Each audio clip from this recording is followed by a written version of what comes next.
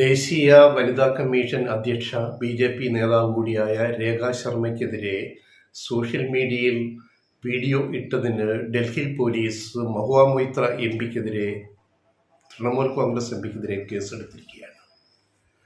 കേസെടുത്തിട്ട് ഇത് എക്സ്, അതായത് നേരത്തെയുള്ള ട്വിറ്റർ, അപ്പോൾ എക്സിലാണ് ഈ വീഡിയോ വന്നത്. ആ എക്സിൽ നിന്ന് ആ വീഡിയോ പിന്നീട് ഡിലീറ്റ് ചെയ്യപ്പെട്ടു. ഇപ്പോൾ ഡൽഹി പോലീസ് എക്സിനോട് ആവശ്യപ്പെട്ടിരിക്കുന്നത്, ഈ സോഷ്യൽ മീഡിയ ഗ്രൂപ്പിനോട് ആവശ്യപ്പെട്ടിരിക്കുന്നത് അതിൻ്റെ ഡീറ്റെയിൽസ് വേണം എന്നാണ്.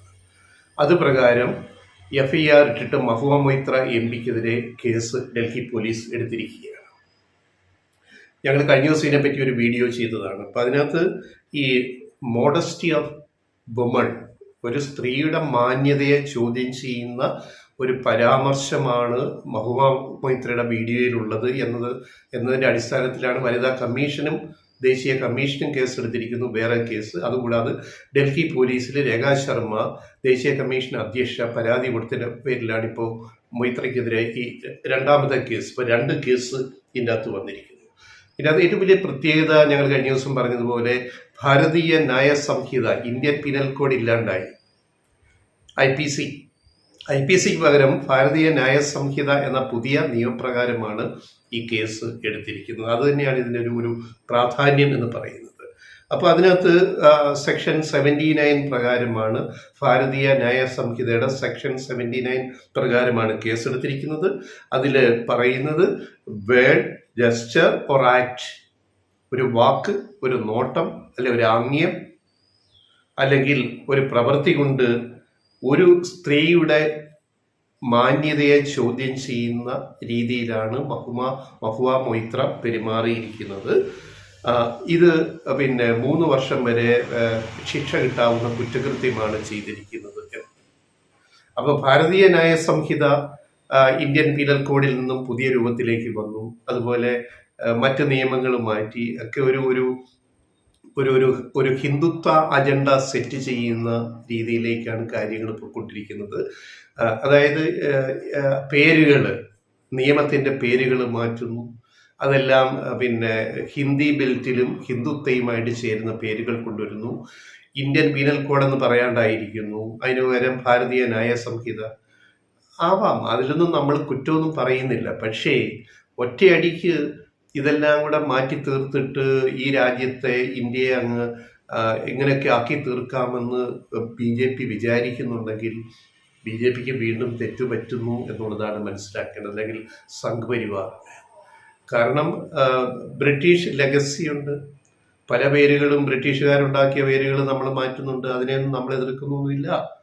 അപ്പോൾ കൊയിലോൺ കൊല്ലം ആയി, ട്രിവാൻഡ്രം തിരുവനന്തപുരമായി, ആലപ്പി ആലപ്പുഴയായി, അങ്ങനെ മാറ്റുന്നുണ്ടല്ലോ. നമ്മളെല്ലാം മാറ്റുന്നുണ്ടല്ലോ, നമ്മുടെ ഭാഷയിലേക്ക് മാറ്റുന്നുണ്ട്. അതുപോലെ ഭാരതീയ ന്യായ സംഹിത അങ്ങനെ ന്യായീകരിക്കാൻ പറ്റും.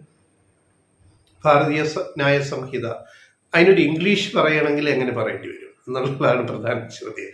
ഈ ഭാരതീയ ന്യായ സംഹിതയ്ക്ക് ഇംഗ്ലീഷിൽ നമ്മൾ എന്ത് പറയേണ്ടി വരും? അപ്പം ഇന്ത്യൻ പീനൽ കോഡ് IPC നിലവിലുള്ള പേര് തന്നെ ഇതിന് ഉപയോഗിക്കാൻ പറ്റുമോ ഇല്ലയോ എന്ന് ആലോചിക്കണം.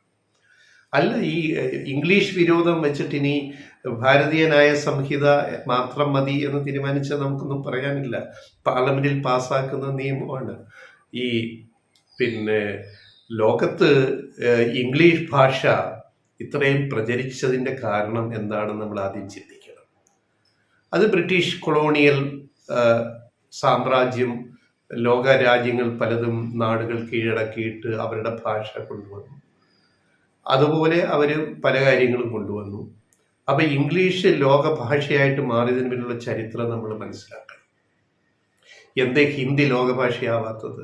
എന്തേ അറബിക്ക് ലോകഭാഷയാവാത്തത്? എന്തേ സ്പാനിഷ് അല്ലെ ഫ്രഞ്ച് ലോകഭാഷയാവാത്തത്?